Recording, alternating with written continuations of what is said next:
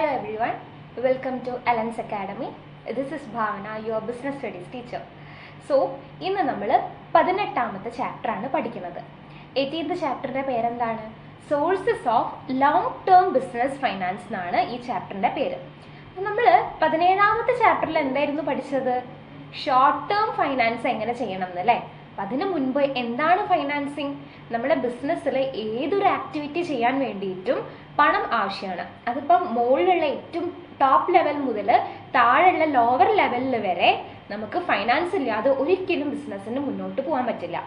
ഒരു ബിസിനസ്സിന് smoothly and effectively and efficiently move ചെയ്യണമെങ്കിൽ അവിടെ എന്തായാലും പണം ഉണ്ടായേ പറ്റുള്ളൂ അല്ലേ?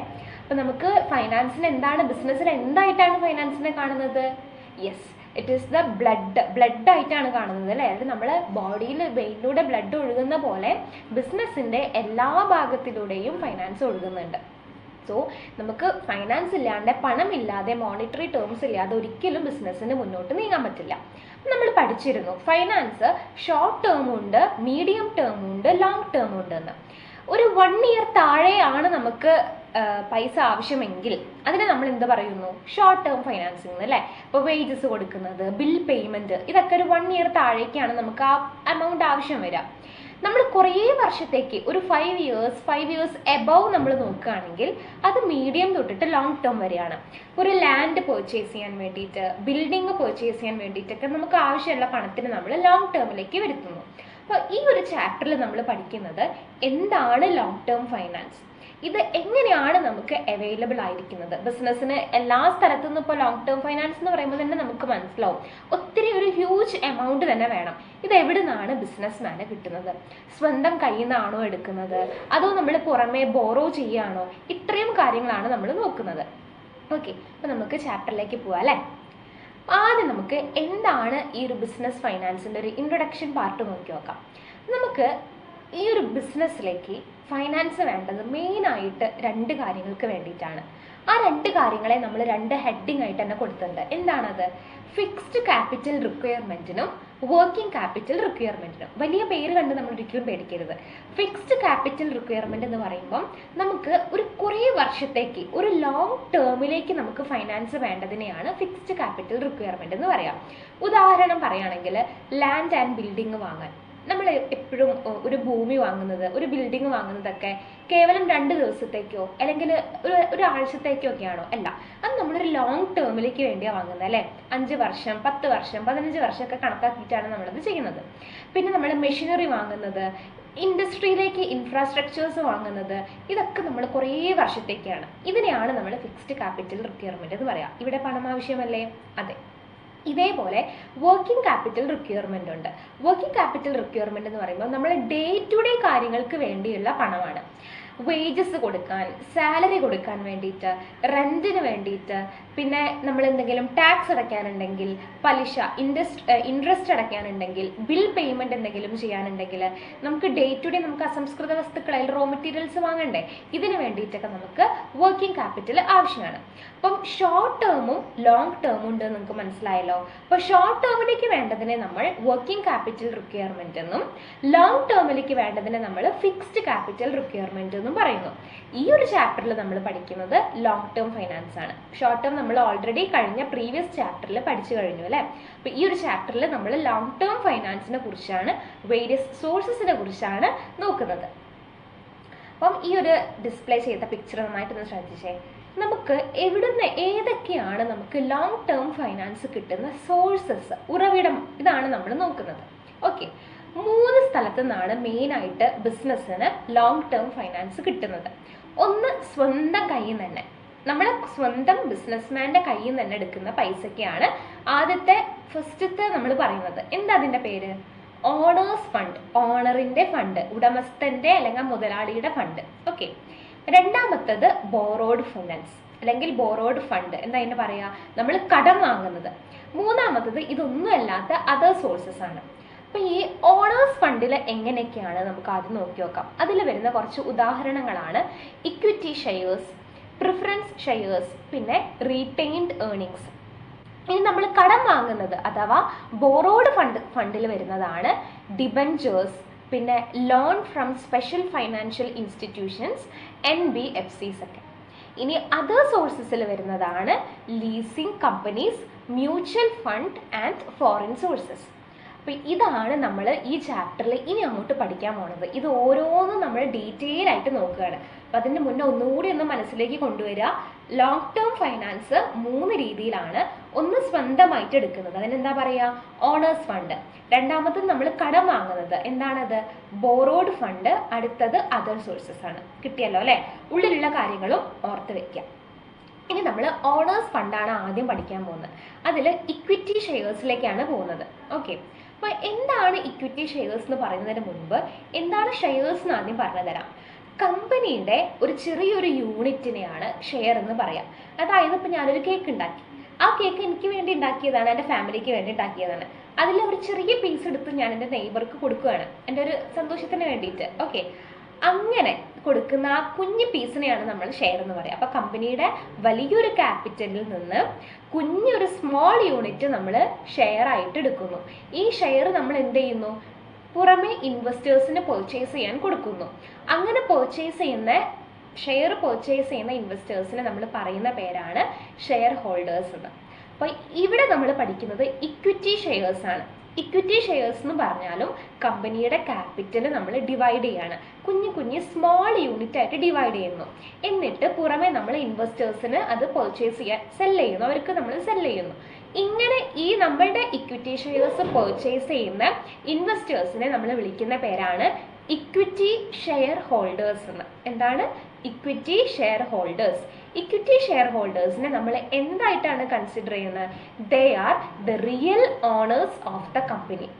നമ്മളുടെ കമ്പനിയുടെ ഉടമസ്ഥരായിട്ട് ആര് മാറുകയാണ്? Equity share holders. ഓക്കെ, ഇനി ഇവരുടെ കുറച്ച് പ്രത്യേകതകൾ എന്താണെന്ന് നമുക്ക് ഡിസ്കസ് ചെയ്യാം. ഇക്വിറ്റി ഷെയർ ഹോൾഡേഴ്സിന് വോട്ടിംഗ് പവർ ഉണ്ട്. അതായത് കമ്പനിയിൽ എന്തെങ്കിലും ഒരു മീറ്റിങ്ങോ കാര്യങ്ങളൊക്കെ ഉണ്ടാകുമ്പോൾ വോട്ട് ചെയ്യാനും ഡിസിഷൻ മേക്കിങ്ങിനും അവർക്ക് എന്തുണ്ട്, ഉത്തരവാദിത്തം കിട്ടുന്നുണ്ട്. കാരണം എന്താണ്, ഇവർ കമ്പനിയുടെ ഓണേഴ്സ് ആയിട്ട് മാറുന്നുണ്ട് നമ്മൾ പറഞ്ഞിരുന്നു അല്ലേ? സോ ഇവർക്ക് വോട്ടിംഗ് റൈറ്റ് കിട്ടുന്നുണ്ട്. പിന്നെ ഇവർക്ക് ഇൻഡയറക്റ്റ് ആയിട്ട് മാനേജ്മെന്റിൽ പാർട്ടിസിപ്പേറ്റ് ചെയ്യാൻ പറ്റും. ഡയറക്റ്റ്ലി കമ്പനി ബോർഡ് മീറ്റിങ്ങിലൊന്നും പങ്കെടുക്കാൻ പറ്റിയില്ലെങ്കിലും ഇൻഡയറക്റ്റ്ലി ചില സജഷൻസ് കൊടുക്കാനും ഇവരുടെ കാര്യങ്ങളൊക്കെ പറയാനും അങ്ങനെ മാനേജ്മെന്റിന്റെ കാര്യത്തിൽ പാർട്ടിസിപ്പേറ്റ് ചെയ്യാനുള്ള ഉത്തരവാദിത്വം അതുപോലെ റൈറ്റും ഇവർക്ക് ഉണ്ട്. പിന്നെ ഒരു കാര്യം എന്ന് പറഞ്ഞിട്ടുണ്ടെങ്കിൽ ഇക്വിറ്റി ഷെയർ ഹോൾഡേഴ്സ് നമ്മളെ കയ്യിൽ നിന്ന് ഷെയർ വാങ്ങിയിട്ടുണ്ട് അല്ലേ? അപ്പോൾ ഇവർക്ക് നമ്മളൊരു ഡിവിഡൻഡ് റേറ്റ് കൊടുക്കും. ഡിവിഡൻഡ് റേറ്റ് എന്ന് പറഞ്ഞാൽ എന്താ, ഈ ഒരു ഷെയറിന് നമ്മളൊരു നിശ്ചിത എമൗണ്ട് ഇവർക്ക് കൊടുക്കുന്നുണ്ട്. അത് ഫിക്സ്ഡ് ആയിരിക്കില്ല, നമ്മളെ കമ്പനിക്ക് ഉണ്ടാകുന്ന പ്രോഫിറ്റ് അനുസരിച്ചിരിക്കും ഇവരുടെ ഡിവിഡൻഡ്. അപ്പോൾ എൻ്റെ കമ്പനിയിൽ നിന്ന് കുറേ ഇക്വിറ്റി ഷെയർസ് ഞാൻ വിറ്റിട്ടുണ്ട്, അപ്പോൾ വാങ്ങിയിട്ടുണ്ട്, അവർ കുറച്ച് പേര് വാങ്ങിയിട്ടുണ്ടെന്ന് വിചാരിക്കാം. അപ്പോൾ ഈ സമയത്ത് എൻ്റെ കമ്പനി നല്ല പ്രോഫിറ്റിലാണ് പോകുന്നതെങ്കിൽ ഈ ഇക്വിറ്റി ഷെയർസ് ഹോൾഡേഴ്സിനും അത്യാവശ്യം നല്ല ഡിവിഡൻഡ് കിട്ടും. നേരെ മറിച്ച് എൻ്റെ കമ്പനി നല്ല ലോസിലാണ് പോകുന്നതെങ്കിൽ ആ കിട്ടുന്ന ഡിവിഡൻഡിന്റെ എമൗണ്ട് കുറയാൻ ചാൻസ് ഉണ്ട്. ഇപ്പൊ ജനുവരിയിൽ നല്ല പ്രോഫിറ്റ് ഉണ്ടായിരുന്നു, അപ്പോൾ അവർക്ക് ഞാനൊരു ഉദാഹരണം പറയുകയാണെങ്കിൽ ഒരു 10,000 വെച്ചിട്ട് ഡിവിഡൻഡ് കൊടുത്തു. പക്ഷേ ഒരു മാർച്ച് എത്തിയപ്പോഴേക്കും നഷ്ടത്തിലേക്ക് വന്നു കമ്പനി. ആ സമയത്ത് എനിക്ക് ആ 10,000 കൊടുക്കാൻ പറ്റില്ല. അപ്പൊ ലോസിലേക്ക് വന്നതുകൊണ്ട് ഞാൻ അവർക്ക് 2,000 3,000 കൊടുക്കുള്ളൂ. അപ്പൊ ഇവരുടെ ഡിവിഡൻഡ് റേറ്റ് എന്തല്ല, ഫിക്സ്ഡ് അല്ല. ഓക്കെ, ഇനി ഡിവിഡൻഡ് ഇവർക്ക് നമ്മളിപ്പോൾ കമ്പനി പൂട്ടുകയാണെന്ന് കരുതുക, ഡിസൊല്യൂഷൻ സംഭവിക്കുകയാണ്, അല്ലെങ്കിൽ വേറെ എന്തെങ്കിലും ഒരു കാരണം കൊണ്ട് കമ്പനി ഇല്ലാതെയാവുകയാണ്. ഈ സമയത്ത് ഇക്വിറ്റി ഷെയർ ഹോൾഡേഴ്സിന് ഏറ്റവും ലാസ്റ്റ് നമ്മൾ ഡിവിഡൻഡ് കൊടുക്കുള്ളൂ. അതിന് മുൻപ് നമ്മൾ പ്രിഫറൻസ് ഷെയർ ഹോൾഡേഴ്സ് എന്ന് പറഞ്ഞിട്ടുള്ള ഒരാളുകളും ഉണ്ട്. രണ്ട് രീതിയിലുണ്ട്, ഇക്വിറ്റി ഷെയർസും ഉണ്ട്, പ്രിഫറൻസ് ഷെയർസും ഉണ്ട്. അപ്പോൾ ഈ പ്രിഫറൻസ് ഷെയർ ഹോൾഡേഴ്സിന് കൊടുത്തതിന് ശേഷം ബാക്കി വരുന്ന എമൗണ്ട് മാത്രമേ ആർക്ക് കൊടുക്കുള്ളൂ? ഇക്വിറ്റി ഷെയർ ഹോൾഡേഴ്സിന് കൊടുക്കുള്ളൂ. അതുകൊണ്ട് തന്നെ നമുക്ക് ഇവരെ എന്ത് പറയാം? കമ്പനിയുടെ പ്രൈമറി റിസ്ക് ബെയറേഴ്സ് ആണ് ഇവർ. അതിൽ കമ്പനീൻ്റെ റിസ്ക് ആദ്യം ഫസ്റ്റ് തന്നെ ബെയർ ചെയ്യുന്ന, അതിൽ തലയിൽ വെക്കുന്ന ആളുകളാണ് ഇവർ. അപ്പോൾ റിസ്ക് എടുക്കാൻ ഇഷ്ടമുള്ള ആളുകൾ, കുറച്ചുകൂടി റിട്ടേൺ കിട്ടണം എന്നൊക്കെ ഇഷ്ടമുള്ള ആളുകൾ ഇക്വിറ്റി ഷെയർസ് ആണ് എടുക്കുക. കുറച്ചുകൂടി സേഫ് ആയിട്ട് ചെയ്യണം എന്നുള്ള ആളുകൾ, ഇഷ്ടപ്പെടുന്ന ആളുകൾ പ്രിഫറൻസ് ഷെയർസ് ആയിരിക്കും എടുക്കുക. എന്താണ് പ്രിഫറൻസ് ഷെയർസ് നമ്മൾ ഇതിന് ശേഷം പഠിക്കും കേട്ടോ. അപ്പോൾ ഇക്വിറ്റി ഷെയർസ് എന്താണെന്ന് മനസ്സിലായല്ലോ. ഇനി നമുക്ക് ഇക്വിറ്റി ഷെയർസ് എടുക്കുമ്പോൾ കമ്പനിക്ക് ഉണ്ടാവുന്ന കുറച്ച് മെറിറ്റ്സും ആ ഷെയർ ഹോൾഡറിന് ഉണ്ടാവുന്ന കുറച്ച് മെറിറ്റ്സും അതുപോലെ കമ്പനിക്കും ഷെയർ ഹോൾഡേഴ്സിന് ഉണ്ടാവുന്ന കുറച്ച് ഡീമെറിറ്റ്സും എന്തൊക്കെയാണെന്ന് നോക്കി നോക്കാം. സോ ആദ്യം ഷെയർ ഹോൾഡേഴ്സിന്റെ മെറിറ്റ്സ്. ഇപ്പം ഞാനാണ് ഇക്വിറ്റി ഷെയർ ഹോൾഡർ എന്ന് വിചാരിക്കുക. അപ്പം എനിക്ക് ഉണ്ടാവുന്ന കുറച്ച് ഗുണങ്ങൾ ഒന്നെന്താണ്, കമ്പനിയുടെ ഓണർഷിപ്പ് കിട്ടുന്നുണ്ട് അല്ലേ. കമ്പനിയുടെ ഓണർഷിപ്പ് കിട്ടുന്നുണ്ട്, ഫുൾ വോട്ടിംഗ് റൈറ്റ് കിട്ടുന്നുണ്ട്, ഡിസിഷൻ മേക്കിങ്ങിന് എനിക്ക് വോട്ട് ചെയ്യാനുള്ള റൈറ്റ് കിട്ടുന്നുണ്ട്. പിന്നെ limited liability to amount invested. ഞാൻ ഇൻവെസ്റ്റ് ചെയ്ത എമൗണ്ടിന്റെ ലൈബിലിറ്റി എനിക്ക് എത്ര ഉണ്ടാവില്ല, ലിമിറ്റഡ് ആയിരിക്കും. പിന്നെ liquidity through stock market trading. എനിക്ക് സ്റ്റോക്ക് മാർക്കറ്റ് ട്രേഡിംഗ് ഒക്കെ നടത്തുമ്പോൾ പെട്ടെന്ന് പൈസ കിട്ടാൻ ഹെൽപ്പ് ചെയ്യുന്നുണ്ട്, ലിക്വിഡിറ്റി പെട്ടെന്ന് ഉണ്ടാവുന്നുണ്ട്. പിന്നെ ഏറ്റവും പൊട്ടൻഷ്യൽ ആയിട്ട് കിട്ടുന്നത് higher dividend with good profit. ഞാൻ പറഞ്ഞു ഫിക്സ്ഡ് അല്ല ഇവരുടെ ഡിവിഡൻഡ്, നിശ്ചിത ഡിവിഡൻഡ് അല്ല ഇവർക്ക് കിട്ടുന്നത്, ഫിക്സ്ഡ് അല്ല നമ്മൾ പറഞ്ഞിരുന്നു അല്ലേ. അതുകൊണ്ട് തന്നെ നല്ല പ്രോഫിറ്റ് ഒക്കെ ഉള്ള സമയത്ത് നല്ല ഡിവിഡൻഡ് എനിക്ക് കിട്ടും, ഹയർ ഡിവിഡൻഡ് കിട്ടാനും ചാൻസ് ഉണ്ട്. അത് നല്ലൊരു കാര്യമാണ്. അതേപോലെ ഡിമെറിറ്റും ആണ് അല്ലേ. കാരണം എന്താ, ലോസ് വരുമ്പം ഈ നല്ല ഹയർ ഡിവിഡൻഡ് എന്താവും, കുത്തനെ താഴേക്ക് പോകും, ലോവർ ഡിവിഡൻഡിലേക്കും ആവാറുണ്ട്. ഇനി കമ്പനിക്ക് ഉണ്ടാവുന്ന ഗുണങ്ങൾ എന്തൊക്കെയാണെന്ന് നോക്കി നോക്കാം. ആദ്യത്തെ ഗുണം എന്ന് പറഞ്ഞിട്ടുണ്ടെങ്കിൽ പെർമനന്റ് ക്യാപിറ്റൽ ഇവിടെ എന്തല്ല, റിക്വയറിംഗ് റീപേയ്മെന്റ്. പെർമനന്റ് ക്യാപിറ്റൽ ഇവിടെ ആവശ്യമില്ല, പെർമനന്റ് ആയിട്ടൊരു ക്യാപിറ്റൽ ഇവിടെ ആവശ്യമില്ല. പിന്നെ കമ്പൽസറി ആയിട്ട് നമുക്ക് ഡിവിഡൻഡ് പേയ്മെന്റ് നടത്തണ്ട. കാരണം എന്താ, പ്രോഫിറ്റ് ഉണ്ടെങ്കിൽ കുറെ അടച്ചാൽ മതി, കമ്പനിക്ക് പ്രോഫിറ്റ് ഉണ്ടെങ്കിൽ മാത്രം കുറെ കൊടുത്താൽ മതി, ലോസ് ആണെങ്കിൽ ഇവർക്ക് കുറച്ച് കൊടുത്താൽ മതി. ഓക്കെ. പിന്നെ ലോവർ റിസ്ക് ക്യാപിറ്റൽ ആണ്. അങ്ങനെ പ്രത്യേകിച്ച് കമ്പനി അസറ്റിന്റെ മുകളിൽ ചാർജുകളോ കാര്യങ്ങളോ ഒന്നും ഉണ്ടാവില്ല. പിന്നെ നമുക്ക് കമ്പനിക്ക് ഒരു എബിലിറ്റി ഉണ്ടാവും, എന്തിന്, സബ്സ്റ്റാൻഷ്യൽ ആയിട്ട് ക്യാപിറ്റൽ റേസ് ചെയ്യാൻ ഇവർ കാരണം നമുക്ക് പറ്റുന്നുണ്ട്. ക്യാപിറ്റൽ കൂട്ടാൻ വേണ്ടി സഹായിക്കുന്ന ആൾക്കാരാണ് ഇക്വിറ്റി ഷെയർ ഹോൾഡേഴ്സ്. ഇതാണ് കമ്പനിയുടെയും ഷെയർ ഹോൾഡേഴ്സിന്റെയും മെറിറ്റ്സ് എന്ന് പറഞ്ഞാൽ. ഇനി ഡീമെറിറ്റ്സ് എന്തൊക്കെയാണ്, ദോഷവശങ്ങൾ നമുക്ക് നോക്കി നോക്കാം. ഷെയർ ഹോൾഡേഴ്സിനെ സംബന്ധിച്ച് വരുന്ന ഡീമെറിറ്റ്സ് ആണ്. ആദ്യത്തത്, ഇവർ പ്രൈമറി റിസ്ക് ബെയറേഴ്സ് ആണ്. എന്ന് വെച്ചിട്ടുണ്ടെങ്കിൽ കമ്പനിക്ക് ഒരു നഷ്ടം സംഭവിച്ചാൽ അത് ഇവരെയും ബാധിക്കും. എങ്ങനെ ബാധിക്കും, ഇവർക്ക് കിട്ടുന്ന ഡിവിഡൻഡിന്റെ തുക കുറയും. അതാണ് ആദ്യത്തെ ഡീമെറിറ്റ്. പിന്നെ ഡിവിഡൻഡ് എപ്പോഴും സഫിഷ്യൻ്റ് ആയിരിക്കും. എപ്പോൾ മാത്രം, പ്രോഫിറ്റ് ഉള്ള സമയത്ത് മാത്രമാണ് ഇവർക്ക് ഡിവിഡൻഡ് സഫിഷ്യൻ്റ് ആയിട്ട് കിട്ടുന്നത്. പ്രോഫിറ്റ് ഇല്ലെങ്കിൽ ഇവർക്ക് കിട്ടുന്ന ഡിവിഡൻഡ് വളരെ കുറവായിരിക്കും. പിന്നെ കമ്പനി ലിക്വിഡേഷൻ സംഭവിക്കുകയാണ്, അടച്ചു കൂട്ടുകയാണെന്ന് കരുതുക. ഓക്കെ. ഈ ലിക്വിഡേഷൻ സംഭവിക്കുന്ന സമയത്ത് കമ്പനിയുടെ എല്ലാ ലൈബിലിറ്റിയും തീർത്ത് എല്ലാ ക്രെഡിറ്റേഴ്സിനും പൈസയും കൊടുത്ത് പ്രിഫറൻസ് ഷെയർസിനും പൈസ കൊടുത്ത് അവസാനം വരുന്ന ഫണ്ട് റിസീവ് ചെയ്യാൻ പറ്റുന്ന ആൾക്കാരേ ഉള്ളൂ ഇവർ. ഇവർക്ക് അവസാനമാണ് പൈസ കിട്ടുക. പിന്നെ സ്റ്റോക്ക് മാർക്കറ്റിൽ ഇവർക്ക് എന്താണ്, ഒരു സ്പെക്യുലേഷൻ റിസ്ക് ഉണ്ടാവാൻ ചാൻസ് ഉണ്ട്. സ്റ്റോക്ക് മാർക്കറ്റ് വാല്യൂ ഇങ്ങനെ ഫ്ലക്ച്വേറ്റ് ചെയ്തുകൊണ്ടിരിക്കുന്നതുകൊണ്ട് തന്നെ ഇവർക്കൊരു സ്പെക്യുലേഷൻ റിസ്ക് ഉണ്ടാവാൻ ചാൻസ് ഉണ്ട്. മൊത്തത്തിൽ ഒരു റിസ്ക് ഏറ്റെടുക്കുന്ന ആൾക്കാരാണ് ആര്, ഷെയർ ഹോൾഡേഴ്സ് എന്ന് പറഞ്ഞിട്ടുണ്ടെങ്കിൽ. ഓക്കെ. ഇനി കമ്പനിയുടെ ഡീമെറിറ്റ്സ് എന്തൊക്കെയാണെന്ന് വെച്ചിട്ടുണ്ടെങ്കിൽ ആദ്യത്തെ ഡീമെറിറ്റ് ഹൈ കോസ്റ്റ് ആയിരിക്കും. കാരണം ഈ ഇക്വിറ്റി ഷെയർ ഹോൾഡേഴ്സിന് ഷെയർസ് ഇഷ്യൂ ചെയ്യാൻ കമ്പനിക്ക് കുറച്ച് ചിലവ് അധികമാണ്, ഹൈ കോസ്റ്റ് ആണ്. പിന്നെ കുറച്ചുകൂടിയും കോംപ്ലക്സും അതുപോലെ ലെങ്തി ആയിട്ടുള്ള പ്രൊസീജിയറാണ് ഇവർക്ക്. ഓക്കെ. ഇവർക്ക് ഈ ഇക്വിറ്റി ഷെയർ ഹോൾഡേഴ്സിനെ ഇൻവൈറ്റ് ചെയ്യുക, അവർക്ക് ഷെയർസ് കൊടുക്കുക, ഇത് പെട്ടെന്ന് നമുക്ക് ചെയ്തു തീർക്കാൻ പറ്റുന്ന സംഭവമല്ല. ഒത്തിരി കോംപ്ലക്സ് ആൻഡ് ലെങ്തി ആയിട്ടുള്ള പ്രോസസ്സാണ്. പിന്നെ റിസ്ക് ഉണ്ടാവും. എങ്ങനത്തെ റിസ്ക് ഉണ്ടാവുക, risk of manipulative activities by shareholders. Share ഹോൾഡേഴ്സിന്റെ ഭാഗത്ത് എന്തെങ്കിലും മാനിപ്പുലേറ്റീവ് ആക്ടിവിറ്റീസ് ഉണ്ടാവുകയാണെങ്കിൽ കമ്പനിക്ക് അതൊരു റിസ്ക് ആണ്. പിന്നെ പൊട്ടൻഷ്യൽ ഡിസ്ട്രപ്ഷൻ ഉണ്ടാവാൻ ചാൻസ് ഉണ്ട്, പ്രശ്നങ്ങൾ ഉണ്ടാവാൻ ചാൻസ് ഉണ്ട്. അതായത് ഞങ്ങൾക്ക് ലിക്വിഡേഷൻ്റെ സമയത്ത് പൈസ കിട്ടിയില്ല, നിങ്ങൾ എന്താ ലോസ് ആകുമ്പോൾ ഞങ്ങൾക്ക് കുറച്ച് പൈസയുള്ള കിട്ടിയെന്നൊക്കെ പറഞ്ഞാൽ അങ്ങനെ ഡിസ്ട്രപ്ഷൻസ് ഉണ്ടാവാൻ ചാൻസ് ഉണ്ട്. അത് കമ്പനിയുടെ സ്മൂത്ത് ഓപ്പറേഷൻസിനെയും ഫ്ലോനെയും എഫക്റ്റ് ചെയ്യും. അപ്പം ഇത്രയാണ് ഇക്വിറ്റി ഷെയർ ഹോൾഡേഴ്സിന്റെ മെറിറ്റ്സും ഡീമെറിറ്റ്സും. അത് നമ്മൾ ഷെയർ ഹോൾഡേഴ്സിന്റെ പെർസ്പെക്റ്റീവ് നിന്നും നോക്കി, കമ്പനിയുടെ പെർസ്പെക്റ്റീവ് നിന്നും നോക്കി. എന്താണ് ഇക്വിറ്റി ഷെയർ ഹോൾഡേഴ്സ് എന്ന് നമ്മൾ പഠിച്ചു. ഇനി നമ്മൾ ഇതിൽ നോക്കുന്നത് അടുത്ത ആളുകളെയാണ്. ഞാൻ പറഞ്ഞിരുന്നു നേരത്തെ, നമ്മൾ കുറച്ച് കാര്യങ്ങൾ ഇവരെ കുറിച്ച് ഇങ്ങനെ മെൻഷൻ ചെയ്തിരുന്നു അല്ലേ. എന്താണ് പ്രിഫറൻസ് ഷെയർ ഹോൾഡർ? ആ ഒരു പേര് തന്നെ വ്യക്തമാണ്. പ്രിഫറൻസ് എന്ന് പറയുമ്പോൾ എന്താണ്, ഒന്നും കൂടി മുൻഗണന, അല്ലെങ്കിൽ ഒരു ആദ്യം എത്തുക എന്നൊക്കെ പറയല്ലോ. അത് കൊടുക്കുന്ന അങ്ങനെ കിട്ടുന്ന ആളുകളാണ് ഇവർ. റിസ്ക് വളരെ എടുക്കാൻ ഇഷ്ടപ്പെടാത്ത, സേഫ് സോൺ ഇഷ്ടപ്പെടുന്ന ആളുകളാണ് പ്രിഫറൻസ് ഷെയർസ് എടുക്കുക. അതായത് ഇത് ഏറ്റവും ഇങ്ങനത്തെ ഒരു ഷെയർസ് സ്യൂട്ടബിൾ ആർക്കറിയോ? Investors who seek lower risk. Risk കുറഞ്ഞിട്ട് വളരെ സേഫ് ആയിട്ട് പ്ലേ ചെയ്യാൻ ഇഷ്ടപ്പെടുന്ന ആളുകൾക്ക് ഏറ്റവും കൂടുതൽ ആപ്റ്റ് ആയിട്ടുള്ള ഷെയറാണ് പ്രിഫറൻസ് ഷെയർ. കാരണം ഈ ഷെയറിൻ്റെ മുകളിൽ നമുക്ക് പറയുകയാണെങ്കിൽ ഏറ്റവും കൂടുതലത്തെ ആദ്യത്തെ ഒരു ഗുണം എന്ന് പറഞ്ഞിട്ടുണ്ടെങ്കിൽ, കമ്പനി ഒരു ലിക്വിഡേഷൻ സംഭവിക്കുകയാണ്, കമ്പനി അടച്ചു പൂട്ടുകയാണ്, ആദ്യം നമ്മൾ ഇവർക്കായിരിക്കും പൈസ കൊടുക്കുക, എന്നിട്ടേ ആർക്ക് കിട്ടുള്ളൂ? ഇക്വിറ്റി ഷെയർ ഹോൾഡേഴ്സിന്. ഇനി ഇവരുടെ കുറച്ച് ദോഷങ്ങൾ പറയുകയാണെങ്കിൽ, ഇവർക്കിപ്പം എത്ര കമ്പനിക്ക് പ്രോഫിറ്റ് ഉണ്ടായിക്കോട്ടെ, എത്ര കമ്പനിക്ക് ലോസ് ആയിക്കോട്ടെ, ഇവർക്ക് ഫിക്സ്ഡ് ആയിരിക്കും കിട്ടുക. അതായത് മാസം 10,000, അതിലൊരു മാറ്റവും ഇല്ല. അപ്പം നമുക്കത് ദോഷമായിട്ടും പറയാം, നല്ല കാര്യമായിട്ടും പറയാം. നല്ല കാര്യമായിട്ട് പറയാന്ന് പറയുമ്പം കമ്പനി ഇപ്പം എത്ര നഷ്ടത്തിലോടുകയാണെങ്കിലും 10,000 തന്നെ അവർക്ക് കിട്ടും, ഒരു മാറ്റവും ഇല്ല. പക്ഷെ ഇക്വിറ്റി അങ്ങനെയായിരുന്നോ? അല്ല. ഇക്വിറ്റിയിൽ നഷ്ടത്തിലോടുകയാണെങ്കിൽ കമ്പനിക്ക് നഷ്ടമാണ് സംഭവിച്ചതെങ്കിൽ ഇക്വിറ്റി ഷെയർ ഹോൾഡേഴ്സിന്റെ ഡിവിഡൻഡ് എത്രയോ കുറയായിരുന്നു. പക്ഷെ പ്രിഫറൻസ് അപ്പോഴും 10,000 തന്നെ കിട്ടും. ഇനി ഒരു ദോഷമായിട്ട് പറയുകയാണെങ്കിൽ, പ്രോഫിറ്റ് നന്നായിട്ട് ഏൺ ചെയ്യുകയാണെങ്കിൽ ആ സമയത്ത് കമ്പനിയുടെ പ്രോഫിറ്റ് ഏറ്റവും കൂടുന്ന സമയത്ത് പോലും ഇവർക്കും 10,000 ഒരു മാറ്റമില്ല, 10,000 എന്ന് മാറില്ല. പക്ഷെ ഇക്വിറ്റി ഷെയർ ഹോൾഡേഴ്സിനോ, അവർക്ക് കമ്പനിക്ക് പ്രോഫിറ്റ് കൂടുമ്പോൾ നല്ല ഡിവിഡൻഡ് കിട്ടും. അപ്പൊ അങ്ങനെ ഒരു ഡിമെറിറ്റും മെറിറ്റും ആയിട്ട് നമുക്ക് അതിനെ കാണാൻ പറ്റും. പിന്നെ ഡിവിഡൻഡ് പേയ്മെന്റ് ഉണ്ട്, പക്ഷേ ലാക്ക് വോട്ടിംഗ് റൈറ്റ്സ് ആണുള്ളത്. അങ്ങനെ ഒത്തിരി കമ്പനിയുടെ ഓണറായിട്ടൊന്നും നമുക്ക് വരെ കൂട്ടാൻ പറ്റില്ല. ഇക്വിറ്റി ഷെയർ ഹോൾഡേഴ്സിന്റെ പോലെ വോട്ടിംഗ് റൈറ്റ്സ് അങ്ങനത്തെ സംഭവം ഇവർക്ക് കുറവാണ്. ഇനി ഇതിൽ കുറച്ച് ടൈപ്സ് ഉണ്ട്.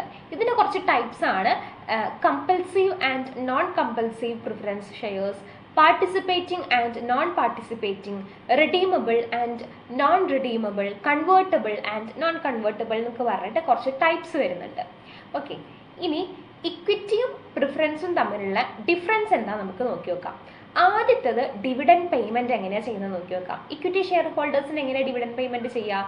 പ്രിഫറൻസ് ഷെയർ ഹോൾഡേഴ്സിന് കൊടുത്തതിന് ശേഷം മാത്രമേ ആർക്ക് കിട്ടുന്നുള്ളൂ? ഇക്വിറ്റി ഷെയർ ഹോൾഡേഴ്സിന് കിട്ടുന്നുള്ളൂ. പ്രിഫറൻസ് ഷെയർ ഹോൾഡേഴ്സിനോ ഇക്വിറ്റി ഷെയർ ഹോൾഡേഴ്സിന്റെ മുൻപ് തന്നെ കിട്ടുന്നുണ്ട്. ഇനി വോട്ടിംഗ് റൈറ്റിലേക്ക് പോവുകയാണെങ്കിൽ ഇക്വിറ്റി ഷെയർ ഹോൾഡേഴ്സിന് ഫുൾ വോട്ടിംഗ് റൈറ്റ് ഉണ്ട്. പ്രിഫറൻസ് ഷെയർ ഹോൾഡേഴ്സിന് they have no voting right, ഒരു വോട്ടിംഗ് റൈറ്റും ഇല്ല. ഇനി കമ്പൽഷൻ എങ്ങനെയാണ്? എന്തായാലും കമ്പൽസറി ടു ഇഷ്യൂ ചെയ്യാൻ എന്തായാലും കമ്പൽസറി ആണ്, പക്ഷെ മറ്റേത് അത്ര കമ്പൽസറി അല്ല. ഇനി ഡിവിഡൻഡ് പ്രിമൻസി എങ്ങനെയാണ് വരുന്നത്? അൺസേർട്ടനും ഫ്ലക്ച്വേറ്റിംഗ് ആണ് അല്ലെ. ഡിവിഡൻഡ് നമുക്ക് എത്ര കിട്ടുക എന്ന് പറയാൻ പറ്റില്ല. ഇക്വിറ്റി ഷെയർ ഹോൾഡേഴ്സിന്റെ കാര്യത്തിൽ പ്രോഫിറ്റ് ഉണ്ടാകുമ്പോൾ ഹ്യൂജ് എമൗണ്ട് കിട്ടും, ലോസ് ഉണ്ടാകുമ്പോൾ വളരെ ലോവർ എമൗണ്ട് ആയിരിക്കും കിട്ടുക. പക്ഷെ പ്രിഫറൻസ് ഷെയർ ഹോൾഡേഴ്സിന് എപ്പോഴും സെർട്ടൈനും ഫിക്സ്ഡും ആയിരിക്കും. 10,000 ആണെങ്കിൽ അടുത്ത മാസം 10,000. ഇപ്പൊ പ്രോഫിറ്റ് ആയിക്കോട്ടെ ലോസ് ആയിക്കോട്ടെ, ഈ 10,000 ഒരു മാറ്റവും ഉണ്ടാവില്ല. ഇനി ക്യാപിറ്റൽ റീഫണ്ട് എങ്ങനെയാണ്? അതായത് കമ്പനി അടച്ചു പൂട്ടുകയാണെങ്കിൽ പ്രിഫറൻസ് ഷെയർ ഹോൾഡേഴ്സിന് കൊടുത്തതിന് ശേഷം മാത്രമേ ആർക്ക് കൊടുക്കുകയുള്ളൂ? ഇക്വിറ്റി ഷെയർ ഹോൾഡേഴ്സിന് കിട്ടുള്ളൂ. പ്രിഫറൻസ് ഷെയർ ഹോൾഡേഴ്സിനോ ഇക്വിറ്റി ഷെയർ ഹോൾഡേഴ്സിന്റെ മുൻപ് തന്നെ പ്രിഫറൻസ് ഷെയർ ഹോൾഡേഴ്സിന് നമ്മൾ പൈസ കൊടുത്ത് സെറ്റിൽ ചെയ്യുന്നുണ്ട്. അപ്പൊ ഇതാണ് ഇവർ തമ്മിലുള്ള വ്യത്യാസം. എളുപ്പമല്ലേ അല്ലേ? ഇനി നമ്മൾ ഈ ഓണേഴ്സ് ഫണ്ട് അപ്പം പഠിച്ചുകൊണ്ടിരിക്കുന്നത് അല്ലേ. ഓണേഴ്സ് ഫണ്ടിൽ അടുത്തത് നമ്മൾ നോക്കുന്നത് റീറ്റെയിൻഡ് ഏർണിങ്സ് എന്താണെന്നാണ്. റീറ്റെയിൻഡ് ഏർണിങ്സ് എന്താണ് നമ്മളൊരു ഇതിന് മുന്നൊരു ചാപ്റ്ററിൽ പഠിച്ചിരുന്നു, എന്നാലും ഞാൻ പറഞ്ഞുതരാം. ഇപ്പൊ കമ്പനിക്ക് ഒരു 80% പ്രോഫിറ്റ് കിട്ടിയെന്ന് വിചാരിക്കുക. ഈ 80% പ്രോഫിറ്റിൽ ഒരു 40 നമ്മൾ ആർക്ക് കൊടുക്കണം? ഷെയർ ഹോൾഡേഴ്സിന് കൊടുക്കണം. അപ്പൊ നമ്മൾ എന്ത് ചെയ്യുന്നു? ഈ മുഴുവൻ നമ്മളിത് ഷെയർ ഹോൾഡേഴ്സിന് കൊടുക്കുന്നില്ല. ആ 40 കൊടുക്കുന്നതിൽ ഒരു 35 മാത്രം കൊടുത്തിട്ട് ഒരു 5 നമ്മൾ നീക്കി വെക്കുന്നു. അപ്പൊ ഈ ഉറുമ്പ് നിങ്ങൾ കണ്ടിട്ടുണ്ടോ? ഉറുമ്പ് ഒരു വേനൽക്കാലമൊക്കെ ആകുമ്പോഴേക്കും അതിന് വേണ്ടിയിട്ടുള്ള ഫുഡൊക്കെ കളക്ട് ചെയ്തിട്ട് അതിൻ്റെ എവിടെയാണോ താമസിക്കുന്നത് അതിൻ്റെ അവിടെ കൊണ്ടുവയ്ക്കും. എന്തിനു വേണ്ടിയിട്ട് അതിങ്ങനെ ചെയ്യണത്? വേനൽക്കാലം കഴിഞ്ഞാൽ പിന്നെ വരുന്നത് മഴക്കാലമാണ്. അപ്പൊ ഈ മഴക്കാലത്തേക്ക് മൂപ്പർക്ക് പുറത്തൊക്കെ പോയിട്ട് ഭക്ഷണം കളക്ട് ചെയ്യാന്ന് പറഞ്ഞാൽ കുറച്ച് ബുദ്ധിമുട്ടുള്ള കാര്യമാണ്. അപ്പൊ ആദ്യമേ ഇങ്ങനെ കളക്ട് ചെയ്ത് വെച്ച എന്താണ്? യെസ്, അപ്പൊ നമ്മൾ ആദ്യമേ റിസർവ് ചെയ്ത് വെക്കുകയാണ് അല്ലെ. അപ്പൊ ഇങ്ങനെ ചെയ്യുന്നതിനെയാണ് റീറ്റെയിൻഡ് ഏർണിങ്സ് എന്ന് പറഞ്ഞാൽ. അതായത് നമുക്ക് കിട്ടുന്ന പ്രോഫിറ്റ് മുഴുവനായിട്ടും നമ്മൾ ആർക്ക് കൊടുക്കുന്നില്ല? ഇക്വിറ്റി ഷെയർ ഹോൾഡേഴ്സിനും അതുപോലെ പ്രിഫറൻസ് ഷെയർ ഹോൾഡേഴ്സിനും കൊടുക്കുന്നില്ല. നമ്മൾ ആ പ്രോഫിറ്റ് എന്ത് ചെയ്ത് വെക്കുന്നു? റിസർവ് ചെയ്ത് വെക്കുന്നു. കമ്പനിയുടെ ഫ്യൂച്ചർ റീഇൻവെസ്റ്റ്മെന്റിന് വേണ്ടിയിട്ടോ അല്ലെങ്കിൽ കമ്പനിയുടെ ഫ്യൂച്ചർ ഡെവലപ്മെന്റിന് വേണ്ടിയിട്ടൊക്കെ കമ്പനി ഇപ്പം നമ്മളെ കമ്പനി ഇപ്പോൾ കുറച്ച് നല്ലൊരു ഇതിലാണെങ്കിലും കുറച്ചുകൂടി കഴിഞ്ഞ് നമുക്കത് എക്സ്പാൻഡ് ചെയ്യണം, കുറച്ചുകൂടി ലാൻഡ് വാങ്ങണം, മെഷീനറി വാങ്ങണം, ഇക്വിപ്മെന്റ് പർച്ചേസ് ചെയ്യണം എന്നൊക്കെ നമ്മളെ മനസ്സിലുണ്ട്. അതിനുവേണ്ടി നമ്മൾ ഇപ്പോഴേ ഇത്തിരി നീക്കി വെക്കുന്നതിനെയാണ് റീടേൺഡ് ഏർണിങ്സ് എന്ന് പറഞ്ഞാൽ. ഇപ്പൊ ജനറൽ റിസർവ് ഒക്കെ അതിനൊരു ഉദാഹരണമാണ്. ഇതേപോലെ വർക്ക്മെൻ കോമ്പൻസേഷൻ റിസർവ് ഒക്കെ ഉണ്ട്. അപ്പൊ നമ്മളിങ്ങനെ മാറ്റി വെക്കുന്ന എമൗണ്ടിനെയാണ് റീടേൺ ഏർണിങ്സ് എന്ന് പറഞ്ഞാൽ. അപ്പൊ ഇതും നമുക്ക് എന്താണ്, കുറേ കാലം കഴിഞ്ഞ് നോക്കുമ്പോൾ ഒരു ഹ്യൂജ് എമൗണ്ട് ആയി ഉണ്ടാവും. അപ്പൊ ആ എമൗണ്ട് വെച്ചിട്ട് നമുക്ക് ലോങ് ടേമിലേക്ക് ലാൻഡ് വാങ്ങാം, ബിൽഡിംഗ് വാങ്ങാം, മെഷീനറി വാങ്ങാം. ഇതാണ് റീടേൺ ഏർണിങ്സ്. കിട്ടിയല്ലോ അല്ലെ? ഇങ്ങനെ നീക്കി വെക്കുന്നതിനെയാണ് റീടേൺ ഏർണിങ്സ് എന്ന് പറഞ്ഞാൽ. ഫ്യൂച്ചറിലേക്ക് വേണ്ടിയിട്ടാണ് ഇത് ചെയ്യുന്നത് കേട്ടോ. അപ്പോൾ ഇതിൻ്റെ കുറച്ച് മെറിറ്റ്സ് എന്ന് പറഞ്ഞിട്ടുണ്ടെങ്കിൽ എപ്പോഴും നമുക്കൊരു പെർമനൻ്റ് ആയിട്ടൊരു സോഴ്സാണിത്. കാരണം എന്താ, നമ്മളെ കയ്യിലുള്ള പൈസയാണ്, നമ്മൾ എങ്ങോട്ടും പുറത്തേക്കൊന്നും നോക്കണ്ട, കോസ്റ്റ് കുറവാണ്, അധികം ചിലവില്ലാത്ത പണിയാണ്, നമ്മളൊരു ചെറിയൊരു പോർഷൻ മാത്രമാണ് മാറ്റി വെക്കുന്നത്. അങ്ങനെ പ്രത്യേകിച്ച് ബ്രോക്കറേജ് കൊടുക്കുകയോ അല്ലെങ്കിൽ വേറെ കമ്മീഷൻ കൊടുക്കുകയോ ഒന്നും ചെയ്യേണ്ട ആവശ്യമില്ല. ഒത്തിരി കൺവീനിയൻ്റ് ആയിട്ടുള്ള ഒരു സംഭവമാണ്. കാരണം എന്താണ്, അങ്ങനെ ഭയങ്കര ലീഗൽ ഫോർമാലിറ്റിയോ അങ്ങനത്തെ കാര്യങ്ങളൊന്നും വേണ്ട. നമ്മളുടെ എമൗണ്ട് തന്നെയല്ലേ നമ്മൾ നീക്കി വെക്കുന്നത്. പിന്നെ ഷെയർ ഹോൾഡേഴ്സിന് ഇതൊരു ബെനിഫിറ്റ് ആണ്. നമ്മളെ ഷെയർ മാർക്കറ്റിൽ നമ്മളെ വാല്യൂ കൂടും, അങ്ങനെ റീറ്റെയിൻഡ് ഏർണിങ്സ് കൂടുതലുള്ള കമ്പനീസ്. പിന്നെ നമുക്ക് കുറച്ചും കൂടി റെപ്യൂട്ടേഷൻ കൂടും. കാരണം എപ്പോഴും പുറമേ നിന്നും ബോറോ ചെയ്യാണ്ട് സ്വന്തം ഫണ്ട് ഉപയോഗിച്ചിട്ടാണ് ലാൻഡും ബിൽഡിങ്ങും വാങ്ങുന്നത് എന്ന് വരുമ്പോൾ നമുക്കത് റെപ്യൂട്ടേഷൻ കൂടാനും ഹെൽപ്പ് ചെയ്യുന്നുണ്ട്. ഇതൊക്കെയാണ് റീറ്റെയിൻഡ് ഏർണിങ്സിന്റെ മെറിറ്റ്സ് എന്ന് പറഞ്ഞാൽ. ഇതുപോലെ ഡീമെറിറ്റ്സും ഉണ്ട്. അതായത് ഡീമെറിറ്റ്സ് എന്ന് പറയുമ്പം കുറച്ച് റിസ്ക് ഉണ്ട്. കാരണം നമ്മൾ ചിലപ്പോൾ അത് കെയർലെസ് ആയിട്ട് യൂസ് ചെയ്യാൻ ചാൻസ് ഉണ്ട്. നമ്മൾ ആ എമൗണ്ട് വേറെ എന്തെങ്കിലും ഉപയോഗിക്കുകയാണെങ്കിൽ അതെന്താണ്, ഒരു കാര്യമില്ലാണ്ടേ അല്ലേ. നമ്മുടെ ഫ്യൂച്ചറിലേക്ക് എന്ന് പറഞ്ഞത് എടുത്തു വെച്ച എമൗണ്ട് നമ്മളത് തീരെ കെയർലെസ് ആയിട്ട് യൂസ് ചെയ്യുകയാണെങ്കിൽ ഒരു പ്രശ്നമാണ്. പിന്നെ ഒരു പുതിയതായിട്ട് തുടങ്ങിയ കമ്പനി, അതായത് നമ്മൾ മാർക്കറ്റിലേക്ക് ആദ്യമായിട്ട് വരുന്നൊരു കമ്പനിക്കാണെങ്കിൽ അല്ലെങ്കിൽ അവർക്കത് സ്യൂട്ടബിൾ ആയിരിക്കില്ല. കാരണം അവർക്ക് ആ ഒരു സബ്സ്റ്റാൻഷ്യൽ റിസർവ് കുറവായിരിക്കും. തുടക്കമല്ലേ, സ്റ്റാർട്ടപ്പ് അല്ലേ. അപ്പോൾ അവർക്കൊക്കെ കുറച്ച് ബുദ്ധിമുട്ടായിരിക്കും. ഒരു 2-3 ഇയേഴ്സ് ഒക്കെ കഴിഞ്ഞിട്ട് അവർക്ക് റീറ്റെയിൻഡ് ഏർണിങ്സ് ചെയ്യുന്നതായിരിക്കും ഒന്നുകൂടി നന്നാവുക. പിന്നെ ചില ഷെയർ ഹോൾഡേഴ്സിന് ഇതൊരു ഡിസാറ്റിസ്ഫാക്ഷൻ ഉണ്ടാവാൻ ചാൻസ് ഉണ്ട്. കാരണം ഇവർക്ക് കിട്ടുന്ന എമൗണ്ടിലെ ഒരു ചെറിയ ഭാഗമാണ് നമ്മൾ റീറ്റെയിൻ ചെയ്ത് വെക്കുന്നത് അല്ലേ. അപ്പോൾ ഇവർക്ക് കിട്ടുന്ന ഡിവിഡൻഡ് അവിടെ കുറയില്ലേ. അപ്പോൾ അങ്ങനെ ഒരു ഡിസാറ്റിസ്ഫാക്ഷന് ചാൻസ് ഉണ്ട്. പിന്നെ അൺസേർട്ടൺ ആണ് സോഴ്സസ്. കാരണം എന്താണ്, നമുക്ക് പ്രോഫിറ്റ് എന്ന് പറഞ്ഞാൽ എപ്പോഴും ഒരുപോലെ കിട്ടണമെന്നുണ്ടോ, ഇങ്ങനെ മാറ്റി വെക്കാൻ എപ്പോഴും പൈസ കിട്ടണമെന്നുണ്ടോ, ഇല്ല. ചിലപ്പോൾ ലോസ് ഉണ്ടാവാൻ ചാൻസ് ഉണ്ട്. അപ്പോൾ എപ്പോഴും വിചാരിക്കുന്ന പോലെ ഇങ്ങനെ റീറ്റെയിൻ ചെയ്യാൻ പറ്റണം എന്ന് ഇല്ല. ചില സമയത്ത് ഭയങ്കര ലോസിലേക്ക് പോകാൻ ചാൻസ് ഉണ്ട്. അപ്പോൾ നമ്മൾ എന്ത് വെച്ചിട്ട് നമ്മൾ മാറ്റി വെക്കുക, ഒരു എമൗണ്ട് ഉണ്ടാവില്ല. നമ്മൾ ഡേ ടു ഡേ കാര്യങ്ങൾക്ക് പോലും എമൗണ്ട് ഇല്ലാത്ത അവസ്ഥ വരും. അപ്പോൾ നമുക്ക് ഇങ്ങനെ മാറ്റി വെക്കാനൊക്കെ ബുദ്ധിമുട്ടുണ്ടാവും. അപ്പോൾ ഇതൊക്കെ കുറച്ച് ഈ റിട്ടൈൻഡ് ഏർണിങ്സിന്റെ കുറച്ച് ഡീമെറിറ്റ്സ് ആണ്. ഓക്കെ, അടുത്തത് നമ്മളിനി ഇപ്പം നമ്മൾ ഇത്രയും നേരം ഡിസ്കസ് ചെയ്തത് ഏതായിരുന്നു, ഓണേഴ്സിന്റെ ഫണ്ടാണ് നമ്മൾ ഇത്രയും നേരം ഡിസ്കസ് ചെയ്തത്. ഓണേഴ്സ് ഫണ്ട്സ് ആയിരുന്നു, equity shares, preference shares and retained earnings. ഇനി നമ്മൾ നോക്കുന്നത് ബോറോഡ് ഫണ്ടാണ്. നമ്മൾ കടം വാങ്ങി ചെയ്യുന്നത്, നമ്മൾ സ്വന്തം കയ്യിൽ നിന്നല്ലാണ്ട് പുറമേ നിന്ന് കടം വാങ്ങിയിട്ട് നമ്മൾ ചെയ്യുന്ന കുറച്ച് ഫണ്ടിങ് ആണ് നോക്കുന്നത്. അതിൽ വരുന്നതാണ് ഡിബഞ്ചേഴ്സും ലോൺസും NBFCs ഒക്കെ. അപ്പം നമുക്ക് ഇനി അതിലേക്ക് പോവാം. ആദ്യം നമ്മൾ നോക്കുന്നത് എന്താണ് ഡിബഞ്ചർ, കടപ്പത്രം എന്ന് നമ്മൾ പറയും മലയാളത്തിൽ. ലോങ് ടേമിലേക്കോ മീഡിയം ടേമിലേക്കോ വേണ്ടിയിട്ട് കമ്പനി ബോറോ ചെയ്യുന്ന ക്യാപിറ്റലാണ് ഡിബഞ്ചേഴ്സ്. ഓക്കെ, അപ്പോൾ ഇതൊരു റിട്ടൺ ഡോക്യുമെന്റ് ആയിരിക്കും. അതായത് ഒരു ഡോക്യുമെന്റ് ആയിരിക്കും, റിട്ടൺ ഡോക്യുമെന്റ് ആയിരിക്കും, ഓഫേർഡ് ടു ദ പബ്ലിക്. നമ്മൾ പബ്ലിക്കിൽ നിന്നാണ് കടം വാങ്ങുന്നത് കേട്ടോ. നമ്മൾ പുറമേ ജനങ്ങളിൽ നിന്നാണ് പൈസ കടം വാങ്ങുന്നത്. ഒരു റെസിപ്റ്റ് ഉണ്ടാവും, നമ്മൾ ലോൺ എടുക്കുന്ന പോലെ തന്നെ ഒരു സ്പെസിഫൈഡ് ടേംസും കണ്ടീഷൻസ് ഒക്കെ ഉണ്ടാവും. ഇതിന് നമ്മൾ ഇൻട്രസ്റ്റ് പേ ചെയ്യണം. ആർക്ക്, നമ്മൾ ആരെടുത്തു നിന്നാണോ കടം വാങ്ങുന്നത് അവർക്ക് നമ്മൾ എന്ത് ചെയ്യണം, ഇൻട്രസ്റ്റ് കൊടുക്കേണ്ടതുണ്ട്. ഓക്കെ, കൈൻഡ് ഓഫ് ലോൺ എടുക്കുന്ന പോലെ തന്നെ. അപ്പോൾ ഇതിൻ്റെ കുറച്ച് ക്യാരക്ടറിസ്റ്റിക്സ് എന്ന് പറഞ്ഞിട്ടുണ്ടെങ്കിൽ ഇവിടെ ഒരു ഫിക്സ്ഡ് ഇൻട്രസ്റ്റ് റേറ്റ് കമ്പൽസറി ആണ്. അപ്പം എത്രയാണോ കടം വാങ്ങുന്നത് അതിന് 9% അല്ലെങ്കിൽ 8%, അതിൽ മാറ്റം ഉണ്ടാവില്ല. അപ്പോൾ ഈ മാസം 8%, അടുത്ത മാസം 15%, അങ്ങനെയല്ല. കറക്റ്റായിട്ടൊരു ഫിക്സ്ഡ് എമൗണ്ട് തന്നെയാണ് നമ്മൾ പലിശ കൊടുക്കുന്നത്.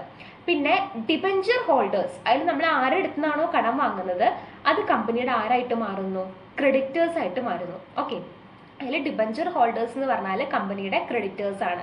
നമ്മൾ കടം അങ്ങോട്ട് വീട്ടാനുള്ള ആളുകളാണ്. പിന്നെ ഇവർക്ക് മാനേജ്മെന്റിന്റെ കാര്യങ്ങളിലോ റൈറ്റിലോ ഒന്നും പാർട്ടിസിപ്പേറ്റ് ചെയ്യാൻ പറ്റില്ല. നമുക്ക് കടം തന്നു എന്ന് കരുതിയിട്ട് അവർ നമ്മളെ മാനേജ്മെന്റ് അഫയേഴ്സിലൊന്നും കൈ കടത്താൻ അവർക്ക് പറ്റില്ല കേട്ടോ. പിന്നെ usually fully secured by company asset. എപ്പോഴും നമ്മൾ കമ്പനിയുടെ അസറ്റ് ആയിരിക്കും ഇവിടെ സെക്യൂരിറ്റി ആയിട്ട് വെക്കുക. ബിൽഡിങ്ങോ ലാൻഡോ അങ്ങനെ ആയിരിക്കും സെക്യൂരിറ്റി ആയിട്ട് ഇവിടെ വെക്കുന്നുണ്ടാവുക. ഇനി ഡിബഞ്ചേഴ്സിന്റെ കുറച്ച് ടൈപ്സ് ആണ് ഇവിടെ തന്നിരിക്കുന്നത്. ഡിബഞ്ചേഴ്സിന്റെ ടൈപ്സ് എന്ന് പറയുമ്പോൾ ഒന്ന് സെക്യൂർഡ് ഡിബഞ്ചർ ആണ്. സെക്യൂർഡ് ഡിബഞ്ചർ എന്ന് പറയുമ്പോൾ എപ്പോഴും ഒരു സ്പെസിഫിക് ആയിട്ട് ഒരു അസറ്റ് നമ്മൾ കൊളാറ്ററൽ സെക്യൂരിറ്റി ആയിട്ട് വെക്കും. അപ്പോൾ നമ്മൾ ബാങ്കിൽ നിന്ന് ലോൺ എടുക്കുമ്പം സ്വർണ്ണോ അല്ലെങ്കിൽ ഭൂമിയുടെ ആധാരമോ അങ്ങനെ എന്തെങ്കിലുമൊക്കെ വെക്കുമല്ലോ, അതുപോലെ എന്തെങ്കിലും ഒരു കൊളാറ്ററൽ സെക്യൂരിറ്റി വെക്കുന്നതാണ്, ഇപ്പം ബിൽഡിങ്ങോ ലാൻഡോ മെഷീനറിയോ ഒക്കെ വെക്കുന്നതാണ് സെക്യൂർഡ് ഡിബഞ്ചർ എന്ന് പറഞ്ഞാൽ. ഇനി അൺസെക്യൂർഡ് ഡിബഞ്ചർ എന്ന് പറയുമ്പം ഇവിടെ ഒരു രീതിയിലുള്ള സ്പെസിഫിക് കൊളാറ്ററൽ സെക്യൂരിറ്റിയും വെക്കുന്നില്ല. ഓക്കെ.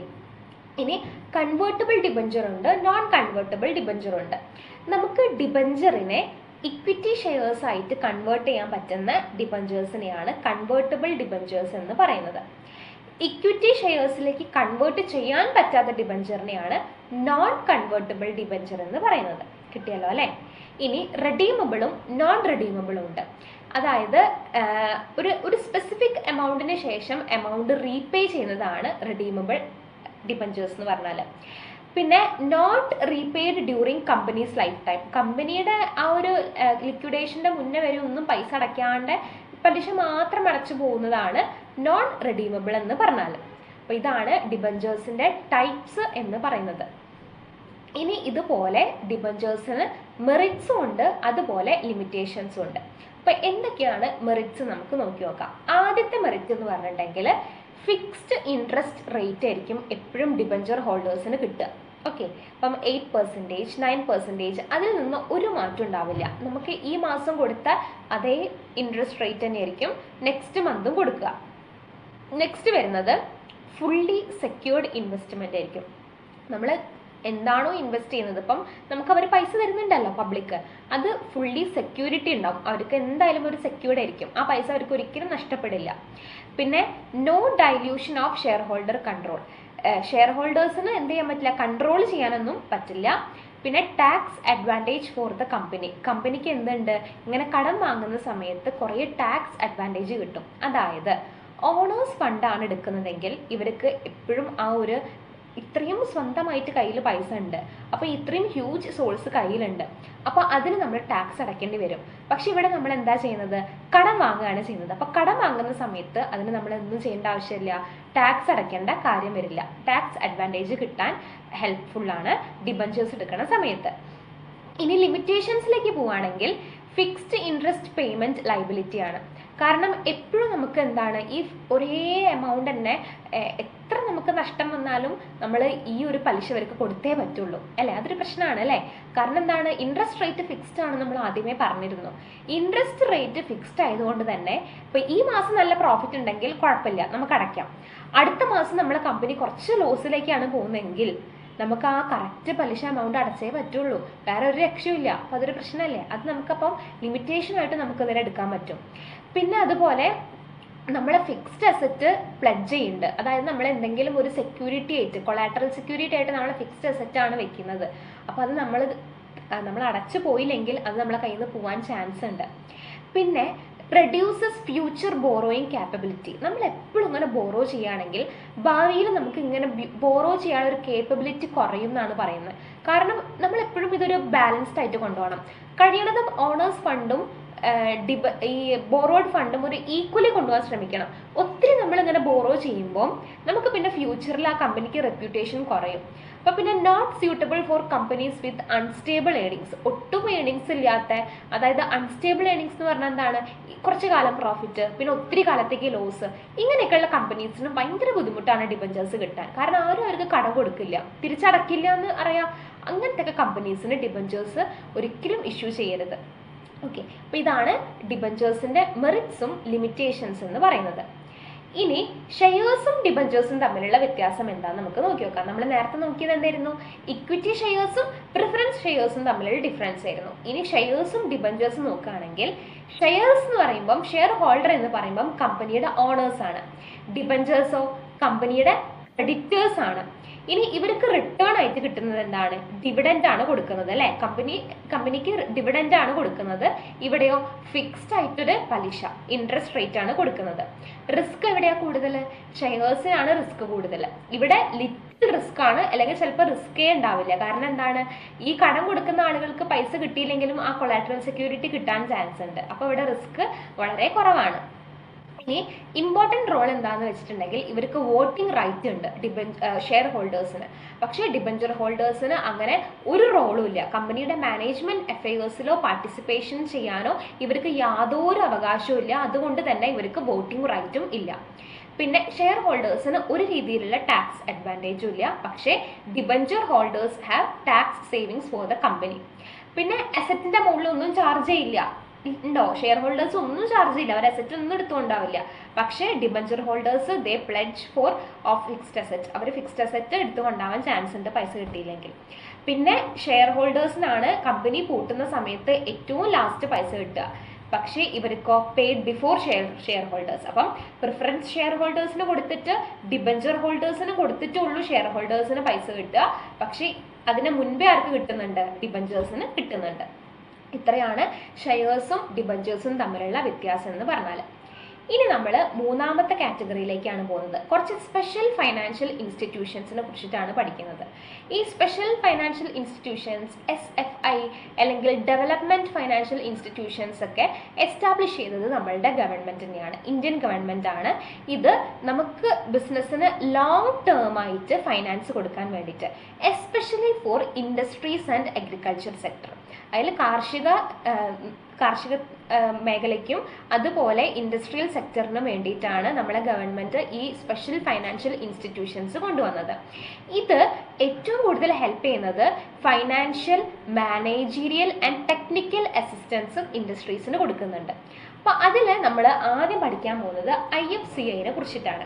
നമ്മൾ ആ ഡേറ്റ് ഓർത്ത് വെക്കണം. 1948 1948 IFCI വന്നത്.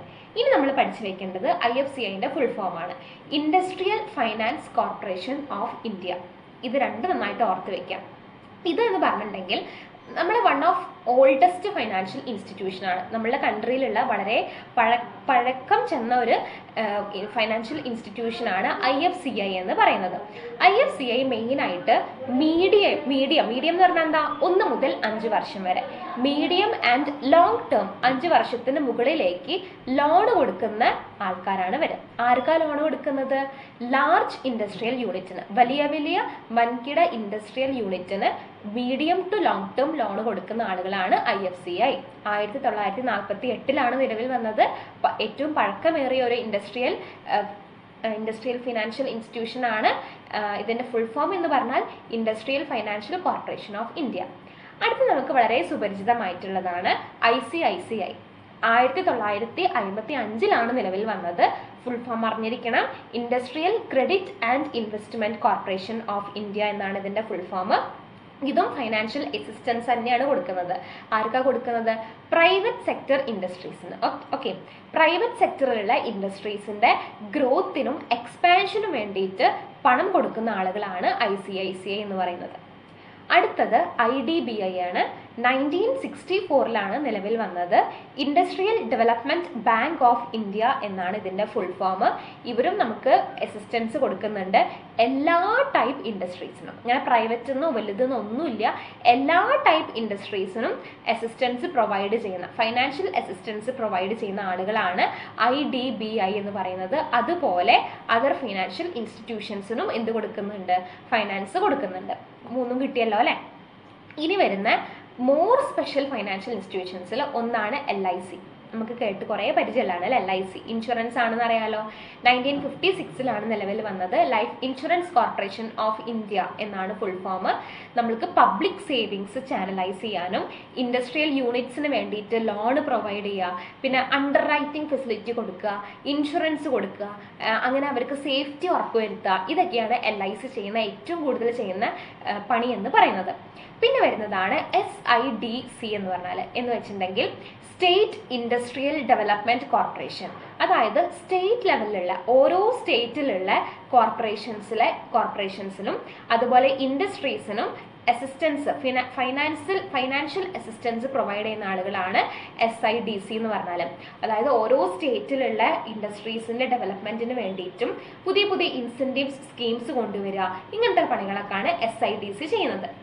അടുത്തത് സിഡ്ബി ആണ്. സിഡ്ബി എന്ന് പറയുമ്പോൾ small industries development bank of India. 1990 SIDBI വന്നത്. ആ പേരിൽ നിന്ന് തന്നെ വ്യക്തമാണ് അല്ലെ. സ്മോൾ ഇൻഡസ്ട്രീസ് എന്ന് പറയുമ്പോൾ എന്താണ്, ഈ ചെറുകിട വ്യവസായങ്ങൾ ഉണ്ടല്ലോ. അപ്പൊ നമ്മൾ ഇത്രയും പഠിച്ചത് ലാർജ് ഇൻഡസ്ട്രീസ് എന്നൊക്കെ ആയിരുന്നു. അപ്പൊ small industry, small scale industry, ചെറുകിട വ്യവസായങ്ങൾക്ക് പണം അസിസ്റ്റ് ചെയ്യുന്ന ആളുകൾ, അതായത് ഫൈനാൻഷ്യൽ അസിസ്റ്റൻസും സപ്പോർട്ടും ചെയ്യുന്ന ആളുകളാണ് സിഡ്ബി എന്ന് പറഞ്ഞാൽ. അടുത്തത് എക്സിം ബാങ്ക് ആണ്. എക്സിം ബാങ്ക് നിലവിൽ വന്ന വർഷം 1982 ആണ്. എക്സിമിന്റെ ഫുൾ ഫോം എന്ന് പറഞ്ഞാൽ export and import bank of India. അതായത് ഇവിടെ എക്സ്പോർട്ടേഴ്സിനും ഇമ്പോർട്ടേഴ്സിനും, കയറ്റുമതി ചെയ്യുന്ന ആളുകൾക്കും ഇറക്കുമതി ചെയ്യുന്ന ആളുകൾക്കും ഗൈഡൻസും കൗൺസിലിങ്ങും ഇപ്പം എന്തെങ്കിലും ഫൈനാൻഷ്യൽ ആയിട്ട് അസിസ്റ്റൻസ് വേണമെങ്കിൽ അത് കൊടുക്കുന്ന ആളുകളാണ് എക്സിം ബാങ്ക് എന്ന് പറഞ്ഞാൽ. ഓക്കെ, ഇനി other source of long term finance എന്തൊക്കെയാണ് നമുക്ക് നോക്കി നോക്കാം. അതിൽ ഒന്ന് NBFC, പിന്നെ mutual fund, leasing company. NBFC എന്ന് പറഞ്ഞിട്ടുണ്ടെങ്കിൽ നോൺ ബാങ്കിങ് ഫൈനാൻഷ്യൽ കമ്പനീസ് ആണ്. എന്താണ് നോൺ ബാങ്കിങ് ഫൈനാൻഷ്യൽ കമ്പനി? ഇവരെന്ത് ചെയ്യുന്നു? ഇവര് ഡെപ്പോസിറ്റ്, ആളുകളെ അടുത്തുനിന്ന് ഡെപ്പോസിറ്റ് ആക്സെപ്റ്റ് ചെയ്യുന്നു. ബാങ്ക് ചെയ്യുന്ന പോലെ തന്നെ ആളുകളെ അടുത്തുനിന്ന് ഡെപ്പോസിറ്റ് ആക്സെപ്റ്റ് ചെയ്യുന്നു. എന്നിട്ട് ബിസിനസ്സിന് അത് ലോൺ ആയിട്ട് പ്രൊവൈഡ് ചെയ്യുന്നു. Especially for small scale industries and traders. അതായത് ചെറുകിട വ്യവസായത്തിനും ചെറിയ ചെറിയ ട്രേഡേഴ്സിനും ആളുകളെടുത്തുനിന്ന് എമൗണ്ട് കളക്ട് ചെയ്തിട്ട് ഇവർക്കത് ലോൺ ആയിട്ട് കൊടുക്കുന്നു. പക്ഷേ ലോണായി കൊടുക്കുമ്പം ഇവര് ഈ ട്രേഡേഴ്സിനടുത്തുനിന്നും സ്മോൾ സ്കെയിൽ ഇൻഡസ്ട്രീസിനടുത്തുനിന്നും ഹയർ ഇൻട്രസ്റ്റ് റേറ്റ് പ്രൊവൈഡ് ചെയ്യും. അതായത് 24 to 36% വരെയൊക്കെ ഇൻട്രസ്റ്റ് റേറ്റ് NBFC പ്രൊവൈഡ് ചെയ്യുന്നുണ്ട്, വാങ്ങുന്നുണ്ട്. ഓക്കെ, ഇനി മ്യൂച്വൽ ഫണ്ട് എന്ന് പറയുമ്പോൾ ഞാൻ ആദ്യം പറഞ്ഞുതരാം. ഈ ബിസിനസ്, ഈ മൊത്തത്തിൽ ബിസിനസ് ഇൻഡസ്ട്രീസിൽ ടോക്ക് ഉണ്ട് മ്യൂച്വൽ ഫണ്ടിനെ കുറിച്ചിട്ട്. Instead of putting your eggs in one basket you should put the egg in different basket എന്ന്. അതായത് ഒരു കൊട്ട നിറയെ കോഴിമുട്ടയോ അല്ലെങ്കിൽ മുട്ട എഗ് ഇടുന്നതിനേക്കാളും നല്ലത് ഡിഫറെൻറ്റ് ബാസ്ക്കറ്റ്സിൽ മുട്ട ഇടുന്നതാണ്, മുട്ട ഇട്ട് വെക്കുന്നതാണ്, കളക്ട് ചെയ്ത് വെക്കുന്നതാണ്. അതിൽ നമ്മൾ ഒരു ബാസ്ക്കറ്റ് നിറയെ നമ്മൾ എഗ്ഗ് കളക്ട് ചെയ്ത് വെച്ചു, നമ്മളെ കയ്യിൽ നിന്ന് നിലത്ത് വീണാൽ എന്താ സംഭവിക്കുക? ബാസ്ക്കറ്റ് നിലത്ത് വീണാൽ അതിലുള്ള മുട്ട മുഴുവൻ പൊട്ടിപ്പോവും അല്ലേ?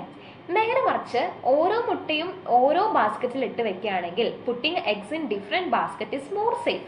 അപ്പം ഒരു ബാസ്ക്കറ്റ് വീഴുകയാണെങ്കിലും ബാക്കിയുള്ളതിൽ സേഫ് ആയിട്ട് മുട്ട ഇരിക്കുന്നുണ്ടല്ലോ നമുക്ക് ആശ്വസിക്കാം. ഇത് തന്നെയാണ് മ്യൂച്വൽ ഫണ്ടിൽ. അതായത് ഇവർ പറയുന്നത് കേവലം നിങ്ങൾ ഒരൊറ്റ സ്ഥലത്ത് മാത്രം എമൗണ്ട് എന്ത് ചെയ്യരുത്, ഇൻവെസ്റ്റ് ചെയ്യരുത്. അങ്ങനെ ഉണ്ടാവുന്ന സമയത്ത് എന്താ സംഭവിക്കുക? എന്തെങ്കിലും രീതിയിൽ അവിടെ ഒരു പ്രശ്നം വരികയാണെങ്കിൽ ആ പൈസ മുഴുവൻ നമ്മളെ കയ്യിൽ നിന്ന് പോകാൻ ചാൻസ് ഉണ്ട്. അപ്പോൾ instead of putting or collecting the fund in one investing scheme, mutual fund is saying that you should invest in different investment scheme. ഓരോരോ സെക്യൂരിറ്റീസ് ഓരോരോ സ്ഥലത്തായിട്ട് ഇൻവെസ്റ്റ് ചെയ്യണം എന്നാണ് ഇവർ പറയുന്നത്. അപ്പോൾ ഇവരുടെ ഇൻവെസ്റ്റ്മെന്റ് ഏജൻസീസ് ആണ്. ഇവർ ഫണ്ട് കളക്ട് ചെയ്തിട്ട് ഇൻവെസ്റ്ററിൽ നിന്ന്, ഇപ്പം ഞാനാണ് ഇൻവെസ്റ്റർ എങ്കിൽ എൻ്റെ കയ്യിൽ നിന്ന് ഫണ്ട് കളക്ട് ചെയ്യുന്നു, ഇവർക്ക് ഞാൻ ഫണ്ട് കൊടുക്കുന്നു. എനിക്കിപ്പം ബാങ്കൊക്കെ തിരഞ്ഞു പോകാൻ വയ്യ, അപ്പോൾ ഇവരെ ഏൽപ്പിക്കുന്നു. ഇവർ ഫണ്ട് കളക്ട് ചെയ്തിട്ട് ഡിഫറെൻറ്റ് സെക്യൂരിറ്റീസിൽ ഇടുന്നു. കുറച്ച് ഇക്വിറ്റി ഷെയർ ഹോൾഡേഴ്സിൽ ഇടുന്നു, കുറച്ച് പ്രിഫറൻസിൽ ഇടുന്നു. അങ്ങനെ ഡിഫറെൻറ്റിൽ ഇടുന്നത് തന്നെയാണ് മ്യൂച്വൽ ഫണ്ട് എന്ന് പറഞ്ഞാൽ. അപ്പോൾ ഇത് ശരിക്കും ബിസിനസ്സിന് ഒരു ലോങ് ടേമിൽ ഫിനാൻസ് ഒക്കെ ചെയ്യാൻ വളരെ എളുപ്പമാണ്. പിന്നെ കുറച്ചും കൂടി സെക്യൂരിറ്റി ഒക്കെ നമുക്ക് കിട്ടും. ഇപ്പം ഇക്വിറ്റിയിൽ കുറയുകയാണെങ്കിലും പ്രിഫറൻസ് കിട്ടുമല്ലോ എന്നുള്ളൊരു ആശ്വാസമുണ്ട്. ഇതാണ് മ്യൂച്വൽ ഫണ്ട്. ഓക്കെ, അടുത്തത് ലീസിംഗ് കമ്പനീസ് ആണ്. ലീസിംഗ് കമ്പനീസ് പ്രൊവൈഡ് ചെയ്യുന്നത് അവരുടെ അസറ്റ് യൂസ് ചെയ്യാനുള്ള റൈറ്റാണ് കൊടുക്കുന്നത്. അതിലിപ്പോൾ സ്വന്തമായിട്ട് അസറ്റ് വാങ്ങാൻ കഴിവില്ലാത്ത ഒരു കമ്പനിയാണെന്ന് വിചാരിക്കാം. ആ കമ്പനിക്ക് അപ്പം നമുക്ക് ലീസിങ്ങിന് എടുക്കാൻ പറ്റും. അപ്പം ലീസിന് എടുക്കുന്ന സമയത്ത് ഇവർക്ക് അസറ്റ് യൂസ് ചെയ്യാനുള്ള, അല്ലെങ്കിൽ ഇപ്പോൾ ഫോർ എക്സാമ്പിൾ ഫേർണിച്ചറോ ഇക്വിപ്മെൻറ്റോ അല്ലെങ്കിൽ വെഹിക്കിളോ മെഷീനറിയോ ഒക്കെ യൂസ് ചെയ്യാനുള്ള എന്ത് കിട്ടുന്നുണ്ട്? റൈറ്റ് കിട്ടുന്നുണ്ട്. അതും ഒരു സ്പെസിഫിക് പീരീഡ്, ഇപ്പം 1 year 2 year അല്ലെങ്കിൽ ഒരു 5 year വരെ. പകരം നമ്മൾ എന്ത് ചെയ്യണം? റെന്റ് കൊടുക്കണം, പേയ്മെന്റ് ഓഫ് റെന്റ്. അപ്പം നമുക്ക് എന്താണ് ലംസമായിട്ട് ആ മെഷീനറി വാങ്ങാൻ പൈസ ഇല്ല. ഇപ്പം 20 lakhs ആണെങ്കിൽ 20 lakhs അങ്ങനെ മൊത്തം കൊടുത്ത് വാങ്ങാനുള്ള എമൗണ്ട് ഇല്ല. പക്ഷെ നമ്മൾ എന്ത് ചെയ്യുന്നു? ലീസിന് എടുക്കുമ്പം ആ മെഷീനറി നമുക്ക് കിട്ടുന്നു, അത് യൂസ് ചെയ്യാനുള്ള റൈറ്റ് കിട്ടുന്നു. നമ്മൾ മാസം ഒരു ചെറിയൊരു നിശ്ചിത തുക അടച്ചാൽ മതി. ഓക്കെ, അപ്പം നമ്മൾ ക്യാപിറ്റൽ ഇൻവെസ്റ്റ്മെന്റ് ഇവിടെ റെഡ്യൂസ് ആവുന്നുണ്ട്. പക്ഷെ എന്നാലും നമുക്ക് ഒറ്റയടിക്ക് ലംസമായിട്ട് എമൗണ്ട് കൊടുക്കാൻ പറ്റാത്തവർക്ക് ലീസിങ് കമ്പനീൻ്റെ ഈ ഒരു സോഴ്സ് എടുക്കാൻ പറ്റുന്നതാണ്.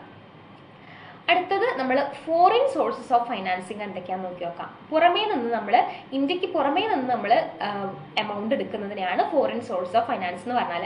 അതിൽ ആദ്യത്തത് എന്ന് പറഞ്ഞാൽ FDI ആണ്, ഫോറിൻ ഡയറക്റ്റ് ഇൻവെസ്റ്റ്മെന്റ് എന്നാണ് ഇതിന്റെ പേര്. അതായത് investment of 10% or more from overseas source through collaborations, majors, acquisitions or joint ventures. നമ്മൾ 10% മുകളിലാണ് അധികം ഇവരെടുത്തുനിന്ന് എടുക്കുന്നത് ഫോറിൻ ഡയറക്റ്റ് ഇൻവെസ്റ്റ്മെന്റിൽ നിന്ന് എടുക്കുന്നത്. അപ്പം അത് കമ്പനി ഒന്നും കൂടി മെർജ് ചെയ്യാൻ വേണ്ടിയിട്ടാണ്, ഇപ്പം എന്തെങ്കിലും വേറെ എന്തെങ്കിലും അക്വിസിഷൻ ചെയ്യാൻ വേണ്ടിയിട്ടാണ്, ഇപ്പം 2 കമ്പനീസ് കൊളാബറേഷൻ ചെയ്യാൻ അങ്ങനെയൊക്കെ ഉണ്ടാവുമല്ലോ. അപ്പോഴൊക്കെ നമ്മൾ FDIയിൽ നിന്നാണ് പൈസ എടുക്കുന്നത്. പിന്നെ വരുന്നതാണ് NRI ഇൻവെസ്റ്റ്മെന്റ് എന്ന് പറഞ്ഞാൽ. NRI ഇൻവെസ്റ്റ്മെന്റ് പറഞ്ഞാൽ എന്താണ്? നോൺ റെസിഡന്റ് ഇന്ത്യൻസിൽ നിന്ന്, അതായത് നമ്മൾ ഇന്ത്യയിലുള്ള ആൾക്കാരായിരിക്കില്ല, നോൺ റെസിഡന്റ് ഇന്ത്യക്കാരായിരിക്കും. ഇവരിൽ നിന്ന് നമ്മൾ എന്ത് ചെയ്യുന്നു? ഷെയർസും ഡിബഞ്ചേഴ്സും ഇവരെ കൊണ്ട് എടുപ്പിക്കുന്നു, സബ്സ്ക്രൈബ് ചെയ്യുന്നു. എന്നിട്ട് FCNRA അല്ലെങ്കിൽ NRERA, അതായത് ഫോറിൻ കറൻസി നോൺ റെസിഡന്റ് അക്കൗണ്ടിലൂടെയോ അല്ലെങ്കിൽ നോൺ റെസിഡന്റ് എക്സ്റ്റേണൽ റുപ്പി അക്കൗണ്ടിലൂടെയോ നമുക്ക് പണം കിട്ടുന്നു. അതാണ് NRI ഇൻവെസ്റ്റ്മെന്റ്. അടുത്തത് ADR, GDR ആൻഡ് FCCB, അതായത് അമേരിക്കൻ ഡെപ്പോസിറ്ററി, പിന്നെ അതുപോലെ ഗ്ലോബൽ ഡെപ്പോസിറ്ററി റെസിപ്റ്റ്സ് ഒക്കെയാണ് ADR, GDR എന്നൊക്കെ പറഞ്ഞിട്ടുണ്ടെങ്കിൽ. ഇത് ഫോറിൻ കറൻസി നമ്മൾ എന്ത് ചെയ്യുന്നു? ഡിബഞ്ചറിലേക്കോ ബോണ്ടിലേക്കോ കൺവേർട്ട് ചെയ്യുന്നു. എന്നിട്ട് ഫോറിനേഴ്സിനെ നമ്മൾ ഇന്ത്യൻ കമ്പനീസിൽ ഇൻവെസ്റ്റ് ചെയ്യാൻ അലോ ചെയ്യുന്നതിനെയാണ്. നമ്മൾ ഇന്ത്യൻ കമ്പനീസിൽ പുറമേ നിന്നുള്ള ഫോറിനേഴ്സിനെ ഇൻവെസ്റ്റ് ചെയ്യാൻ അസിസ്റ്റ് ചെയ്യുന്ന ആളുകളാണ് ADR, GDR, FCCB. അടുത്തത് ഇന്റർനാഷണൽ ഫിനാൻഷ്യൽ ഇൻസ്റ്റിറ്റ്യൂഷൻസ് ആണ്. അതായത് കുറച്ച് പറയുകയാണെങ്കിൽ വേൾഡ് ബാങ്ക്, IMF, IFC, ഇപ്പം എക്സിം ബാങ്ക് നമ്മൾ പറഞ്ഞില്ലേ, എക്സ്പോർട്ട് ഇമ്പോർട്ട്, ഇങ്ങനത്തെ വേരിയസ് ആയിട്ട് നമുക്ക് ലോണ് കിട്ടുന്ന സോഴ്സസ് ഉണ്ട്. ഇതൊക്കെ പക്ഷെ നമ്മളെ കൺട്രിക്ക് പുറമേ ആയിരിക്കും. അതും ഒത്തിരി കൺസെഷണൽ റേറ്റിന് തന്നെ നമുക്ക് കിട്ടും ചെയ്യും. അതാണ് ഞാൻ താഴെ പറഞ്ഞ കുറച്ച് ഫിനാൻഷ്യൽ ഇൻസ്റ്റിറ്റ്യൂഷൻസ്. ഇവരിൽ നിന്ന് നമുക്ക് എന്ത് ചെയ്യാം? ഫിനാൻസ് എടുക്കാം. പക്ഷെ ഇതിന് നമ്മൾ ഫോറിൻ സോഴ്സ് ഓഫ് ഫിനാൻസ് എന്നാണ് പറയുക. കാരണം it is happening outside India. Inside India അല്ല, പുറമേയാണ് നടക്കുന്നത്. അതുകൊണ്ടാണ് ഇങ്ങനെ വരുന്നത്. ഓക്കെ, അപ്പം ഇത്രയാണ് നമ്മളുടെ ചാപ്റ്ററിൽ നമ്മളിന്ന് നോക്കിയത്. എന്തൊക്കെയായിരുന്നു നോക്കിയത്? നമുക്കൊന്ന് ഈ ഒരു സ്ലൈഡിൽ നമുക്ക് നോക്കി നോക്കാം. ഓണേഴ്സ് ഫണ്ടും ബോറോഡ് ഫണ്ടും അതർ ഇമ്പോർട്ടൻറ്റ് സോഴ്സസ് ആയിരുന്നു നമ്മൾ നോക്കിയത്. ലോങ് ടേം ഫൈനാൻസിലേക്ക് വേണ്ടിയിട്ട് ഒരു കമ്പനിക്ക് ഈ 3 രീതിയിലും ഫൈനാൻസ് റേസ് ചെയ്യാൻ പറ്റും. ഓണേഴ്സ് ഫണ്ട് എന്ന് പറഞ്ഞാൽ സ്വന്തം കയ്യിൽ നിന്ന് പൈസ എടുക്കുന്നത്, അതായത് ഇക്വിറ്റി ഷെയർ ആയിട്ടോ പ്രിഫറൻസ് ആയിട്ടോ റിട്ടേൺ ആയിട്ടോ. ഇനി ബോറോഡ് എന്ന് പറയുമ്പോൾ നമ്മൾ കടം വാങ്ങുന്നതാണ്, ഡിബഞ്ചേഴ്സോ അല്ലെങ്കിൽ സ്പെഷ്യൽ ഫൈനാൻഷ്യൽ ഇൻസ്റ്റിറ്റ്യൂഷൻസ് ആയിട്ടുള്ള NBFCസോ ഗവൺമെന്റ് പറയുന്ന ലോങ് ടേം ലോൺസ് ഒക്കെ എടുക്കുന്നതാണ് ബോറോഡ് ഫണ്ട്, ICSA, LIC ഒക്കെ പറയുന്നത്. ഇനി അതർ ഇമ്പോർട്ടൻറ്റ് സോഴ്സസിൽ വരുന്നതാണ് മ്യൂച്വൽ ഫണ്ട്, പിന്നെ ലീസിംഗ് ആയിട്ട്, പിന്നെ ഫോറിൻ സോഴ്സസ് ആയിട്ടുള്ള FDI, NRI account, ADR, GDR ഒക്കെ. അപ്പം നമ്മളെ കമ്പനീൻ്റെ എക്സ്പാൻഷന് വേണ്ടിയിട്ട് അല്ലെങ്കിൽ കമ്പനിക്ക് കൂടുതൽ ഫിക്സ്ഡ് അസറ്റ് ഒക്കെ വാങ്ങാൻ വേണ്ടിയിട്ട് എപ്പോഴും നമുക്ക് ആവശ്യമാണ് ലോങ് ടേം ഫൈനാൻസ്. നമുക്ക് ഒഴിച്ചുകൂടാൻ പറ്റാത്തൊരു സംഭവമാണ്. ഷോർട്ട് ടേം പോലെ തന്നെ കൂടെ കൂട്ടേണ്ട ഒരാളാണ് ലോങ് ടേം ഫൈനാൻസും. അപ്പോൾ ഈ ചാപ്റ്ററിൽ ഇത്രയേ ഉള്ളൂ നിങ്ങൾക്ക് പഠിക്കാനുള്ളത്. നമ്മൾ ഈ ചാപ്റ്റർ വൈൻഡപ്പ് ചെയ്യാണ്. അപ്പം എല്ലാവർക്കും താങ്ക് യു. ആൻഡ് നെക്സ്റ്റ് ഒരു ചാപ്റ്റർ ആയിട്ട് നമുക്ക് നെക്സ്റ്റ് ക്ലാസ്സിൽ കാണാം.